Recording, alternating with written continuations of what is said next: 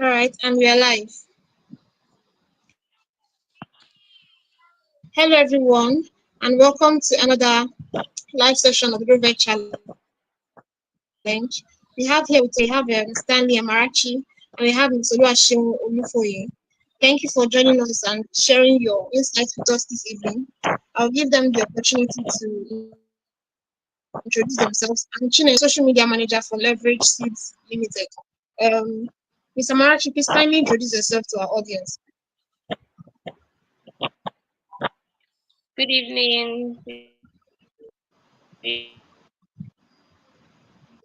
evening, everyone. A participant of GrowVeg Challenge Amarachi, you can go 2.0 ahead. and the toilet. Can you hear me? Yes, I can hear you now. Go ahead Okay, and I said I'm from introduce Stephanie yourself to Amarachi the Stan. audience. Yes. I'm from Stephanie Amarachi Stanley, a participant of GrowVeg Challenge 2.0. I'm a toilet farmer, a teacher, and an agribusiness coach.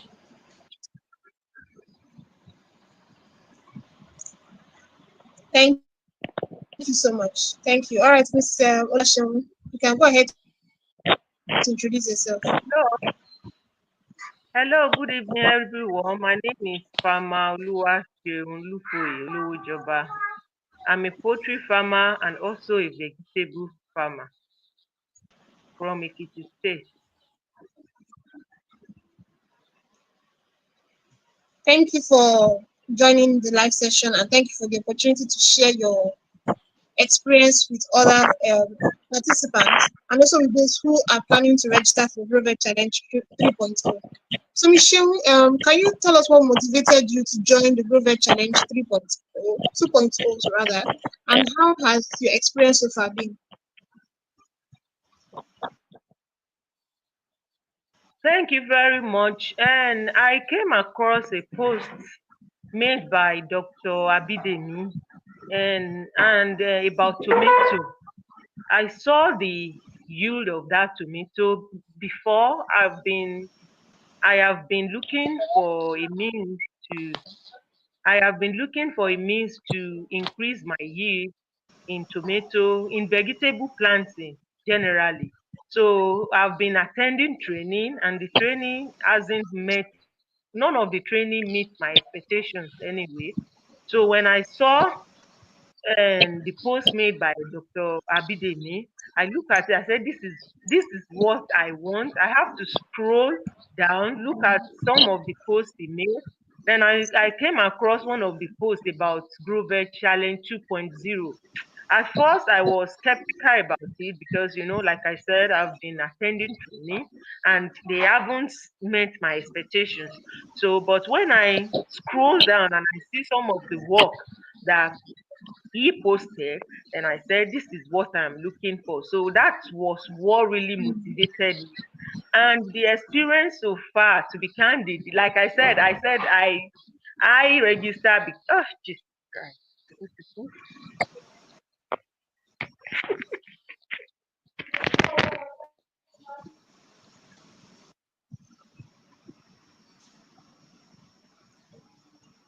Michelle, are you with us?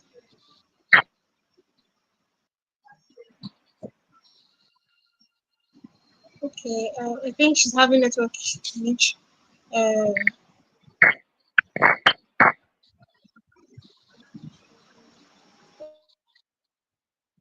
okay, Fiko, while we wait for Michelle, please tell us what. Hello, Michelle, can you hear us now? No, network is still bad. All right, Amarachi, please go ahead and introduce yourself and tell us what motivated you to join the GrowVeg Challenge 2.0 and also let us know your experience so far. Okay, like I said earlier, I'm from Stephanie Amarachi Stanley, a participant of GrowVeg Challenge 2.0, obviously. So, what motivated me to join GrowVeg Challenge is majorly was Mavi's achievements. Initially, I was following Dr. Talabi on Facebook. I saw his posts and I was impressed. Then I didn't know he had a farm in Nigeria. It was all the Dubai and the hydroponic system and everything. So I was pleased until I saw the advert for GrowVeg 2.0. I wasn't so interested. Then I saw where he mentioned the winner. He posted something about her, and I had to search for her. I went to her page and I was really impressed. I was like, I could do something like this, or I could do better. So that was what increased the drive. Although, as a crop production technologist, I studied crop production technology. I didn't remember to mention. I have a very high drive for agriculture. I have a very high interest for agriculture. So, coupled with that interest, I joined the motivation I got from Mavi's post and her achievements, and that made me register for GrowVeg Challenge 2.0. And so far, so good. So far, so good. They've beat my expectation. It's nothing short of what I expected, it's nothing short of what I anticipated. I am very, very happy I made the decision to register for GrowVeg Challenge 2.0. Thank you.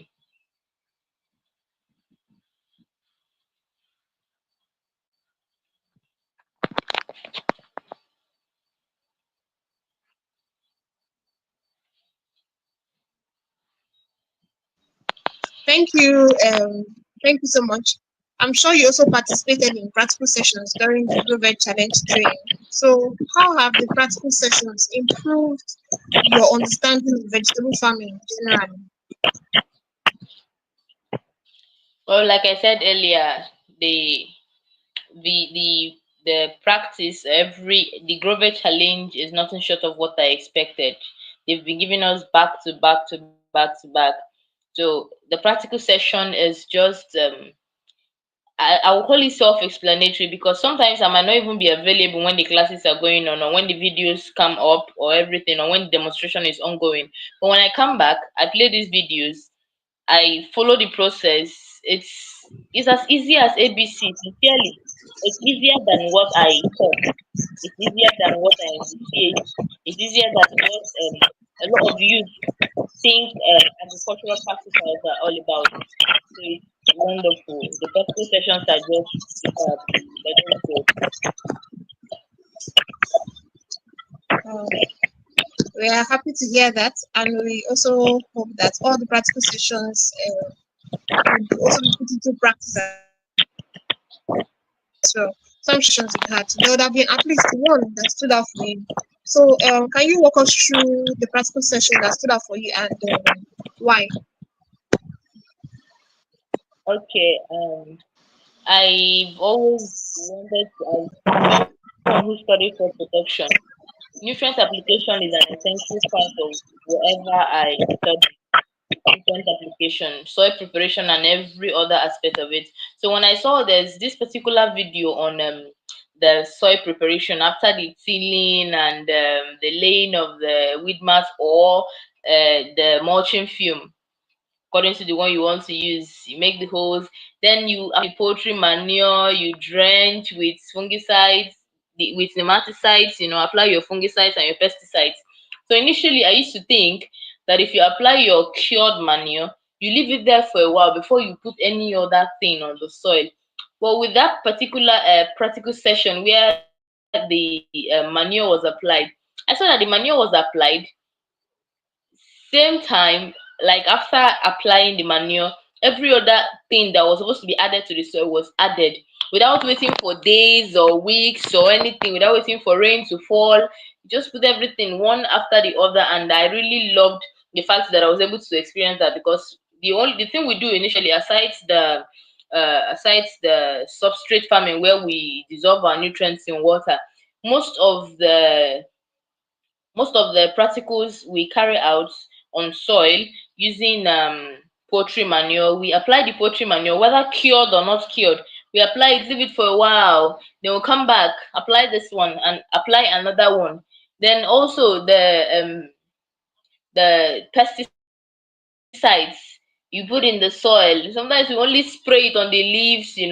But I came to understand that most of those things you can put all of them in the soil to make the soil ready for transplanting so that nothing will be lacking and nothing will affect the seedlings when you finally transplant. So that particular practical stood out for me because it gave me exactly what I've been expecting. You have something you're expecting, and then suddenly it comes up and you're like, wow, this is it. So I was really pleased with that particular practical session, that particular one. Wow, thank you so much. At least you can see Wow, that thank the you so first much. I mean, you can see that the first practical sessions had practical great impact. sessions have great impact. Yes, they do. Okay, have you had any Okay, challenge during the have you training? had any And challenge if you during did, the training? how did you And overcome them? how did you overcome them?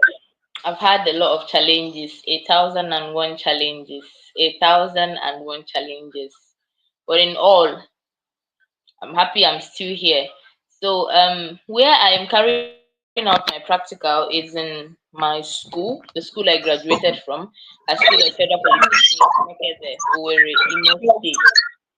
So I took this practical session to that place because I wanted students from my department who do not have the opportunity to register or practice tomato farming in any way, so that they can participate, so that they can learn from me or learn what I've learned, so that I can pass the knowledge down to them.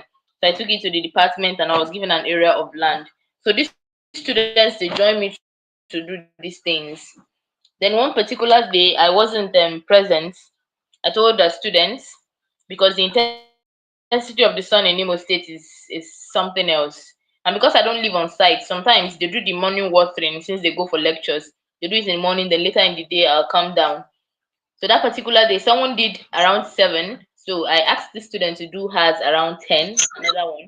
So I'll do by 2 and later in the evening.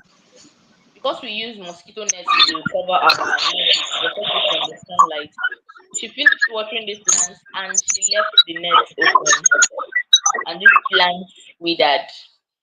I got there by 2 and I saw the plants. I was like, what is this? I had over 300 seedlings sprouted. Over 300 seedlings sprouted. Pepper and tomato, habanero pepper and several 26 F1. I looked at it, I didn't know what to do. Tears dropped from my eyes. But I had this policy: when I plant and it has not entirely germinated, or it has not been transplanted, if my seedlings have not been transplanted, I always take my seeds, the extra seeds I have, I always take them to the farm every time so that I can supply if need be. So that particular day, I said, okay, since I have my seedlings, since I have my seeds, the remnants, I had to terminate all those ones that withered and I replanted. Then I took it away from that particular spot to another place, now under a shade because of the intensity of the sun. Put it under a shade, still covered it with the net. 3 days later, when they started sprouting already, the rain came with full force. It rained so heavily at midnight that I was wondering. I was actually thinking, by now, this net, the wind will take it away. So tomorrow I'll just go and look at my trays empty. I didn't sleep that night. I was awake. I was thinking of what's going to happen to these plants because the rain was really, really intense. So I got there in the morning to find out that the seeds that were already sprouting, the rain washed most of them out of the trays into the other ones. I thought I had 3 trays. So it moved from one tray, it would multiply the other trays, the seeds will move into them. So I looked at it, I said, okay, since you're still here, I'm not going to do anything to you. I leave you to your fate. If you want to survive, you're going to survive. I'll keep watering you and taking care of you. I gave them their nutrients for the water for the day. I covered it and I left. Kept doing that until they came out fine. I said, okay, they only had some of the holes in the seed trays. Some of them had multiple seeds, like 3. I had to start thinning, taking out the ones that are weaker so they won't be competing for nutrients in the nursery there. So that was what I did until they reached full potential. They're due for transplanting. We are preparing our soil for transplanting. That's what we've been doing for some days now, and handling the seedlings too. And yesterday it rained again, and a branch from our wonderful tree that has been providing shade fell on one of our trays, and some of the plants are now lying down like people that want to sleep. But what can we do? We just have to keep up. One thing I'm learning from the process is resilience, because because so many these things happening. They tell me, something in me will tell me, Stephanie, don't do Jerry, go and let them and sleep. This one is too much. This one, if you do this one, you do this one. If you do the other one, it will go the other way. I looked at it and I said, I know what I passed through during the classes, the online classes. If I'm walking on the road, I'll put on my earpiece, I am in the class. You're talking to me, they'll say, Leave her, she's in the class. I'm eating my food, I have my earpiece on, I'm in the class. So, thinking about all those things I went through, I couldn't just give up at that moment. I said, okay, I'll see the end of it. Last, if what comes to us, we'll transplant 20 seedlings, but we must transplant. So I've learned to be stronger in the face of all these challenges. I've learned not to give up. I've learned not to give up. I've learned not to hide my face in shame and cry and drench my pillow because I tried and I failed. I've learned to try, fail, try again. Even if I fail 10 times, I'll keep on trying until I achieve success. Thank you. Thank you so much, Amarachi. So, from the what you've learned so far in the training, have you implemented anything in your farm personally, and what results have you seen so far? Amarachi. So, and what results have you Initially, what we use for nursery is just you treat the soil, like you apply your manure in the soil, then you broadcast the seeds and you wait for them to sprout. No special care from what I've seen, direct soil planting. But following the classes of this GrowVeg challenge, I was able to use some nutrients that I didn't know I could use while my seeds were still in the nursery, and how many days it was going to take me to start applying those nutrients, how many days I'll have to skip. We do the 3:1 application pattern when they're in the nursery. So I was able to understand most of these things, and I've been practicing them, and it's been nothing short of my expectation. My seedlings are doing very well because I followed the process. I'm even surprised. I'm looking at this and I'm like, wow, so lush and beautiful. It's just the process I followed, and I'm glad they are giving me the results I expected. Thank you.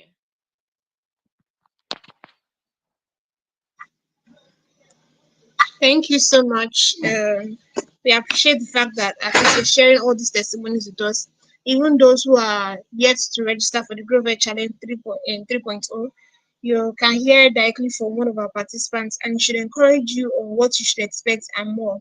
I'll just use this opportunity to welcome those who have joined us. Ubong Ben, good evening to you as well. Thank you for joining us. Um, Ifeoluwa Momo, hello to you as well. Thank you for joining us. Uh, Ubong also says, Good evening, great farmers, and yes, good evening to you. We have another message from Emerald. Emerald, thank you so much for joining us. We have a message from Dynamic Farm. Now, who never registered? Now, him they lose. Oh. Yes, so if you've not registered for the GrowVeg Challenge 3.0, well, according to Dynamic Farm, you're at loss. Ubong Ben also says, indeed, the initiative of GrowVeg Challenge is just an institution that you learn and implement every single thing you, everything single thing you learn. We also have message from Dr. Bidemi himself. Yes, thank you so much, sir, for the encouragement. Thank you for cheering us up. He said, Farmer Steph to the world. Yes, she is really trying. And we are happy to see that even during your challenges of the storm, the rain, you still were not discouraged. Thank you for still keeping on. Then we also have Ubong as well. He says, I'm happy to be part of this one big family. We're happy to have you as well, as I do call the team and the initiative. And to my mentor, one in a million, yes, we are happy that you feel so inspired to be part of the GrowVeg Challenge initiative. And you are 90%. You said, I have learned 90% of what I was not taught from school. Yes, because this is a practical session. The GrowVeg Challenge 3.0 is all about practical. So once you join, even what you think you know, you will get to learn more from varied experts. And we hope to see more of you joining the GrowVeg Challenge soon. And we look forward to having you. So back to you, Stephanie. Thank you once again for your contributions, your comments, and your honest feedback. Um, so I would like to ask, I'm sure you've been interacting with other participants. I'm sure you've interacted with other participants and the instructors. So how was your interaction with them? How shaped your learning experience? I would answer that very simply. I've come to understand that I don't know it all. And every day you talk to somebody new or somebody in same field as you are, you learn. Every discussion you have with somebody in your field, you learn. Every discussion you have with somebody above you, you learn. Every discussion you have with somebody beneath, you learn. And it's been learning and learning and learning, and I've come to understand that no man is an island. We just need each other to grow. Thank you.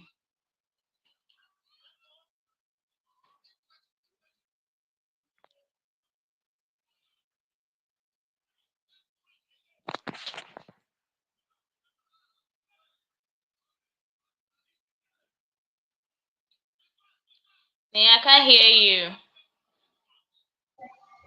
Okay, can you hear me now? Thank you. Yes, please.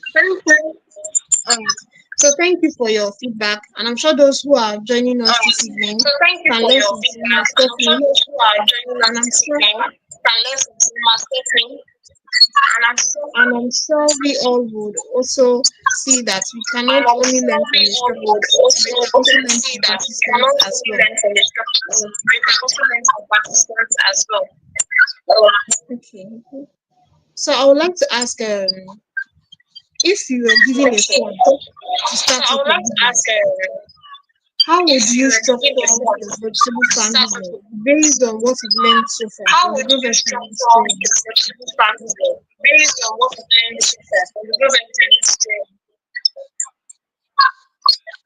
training? This particular question, I think about it almost every day.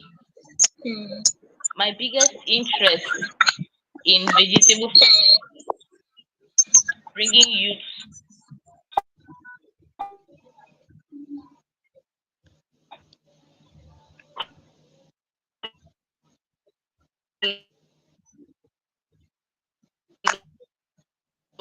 fund to vegetable farming. I'm not using drip irrigation or any precision method of agriculture now, because I want them to understand that with whatever you have, however you find yourself financially, you can be able to do something. But if I should get the funds, or any other person gets a fund, I would structure it in such a way that agriculture will look attractive and I will bring them closer to it. It's definitely going to be tomato and pepper, bell pepper, tomato and bell pepper. That will be my target. That will be my major target, because it needs to. One bell pepper in my area is 2,000 naira. One yellow bell pepper is 2,000 naira. So imagine I am producing enough bell pepper for the markets. Who knows? I'll join Dr. Abidemi Talabi in Dubai. We're gonna be doing it there. I'll definitely just make sure I produce enough bell pepper and tomato. Bell pepper is just is the goal. Is the goal. Bell pepper. I'm doing tomato now because of the market currently, but I've been able to look around and look more into it, and I see that bell pepper is also highly needed here, but very scarce. So imagine producing it in a cost-effective way, which I know is going to be, and in a large scale, then selling it cheaper than what is in the market. I think that would be solving a problem and also making money for myself. As it is solve problem, you dey put money for your pockets. So that would be it. All right, thank you so much. Thank you. So, would you recommend GrowVeg to any of your friends, family members, and why? Ah, this particular question. The answer is written all over me. I'm already recommending it to everybody on my contact. I don't- one thing is having an opportunity, and another thing is being convinced enough to participate or engage or grab that opportunity. I tell all my contacts every time, it's not about you farming and farming and farming. It's about you knowing the right procedure, the right process, the basic steps involved. You have to learn from the right source. No go learn from person wey never practice. Learn from somebody in the business. Learn from somebody that is doing what you want to do. And GrowVeg is a place where you learn from experts in the field. So why won't I recommend GrowVeg Challenge? It's number one. It's the leading challenge everywhere. Aside the rant challenge on TikTok and Twitter and everywhere, GrowVeg Challenge is the next challenge. Thank you.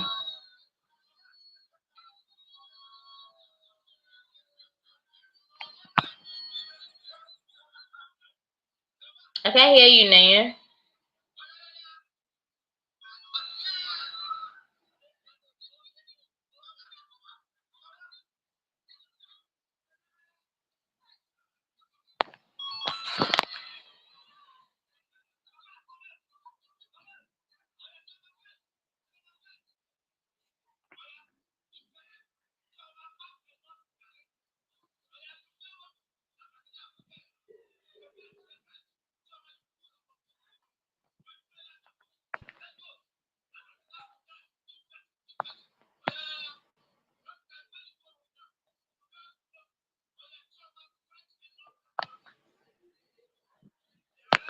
Network.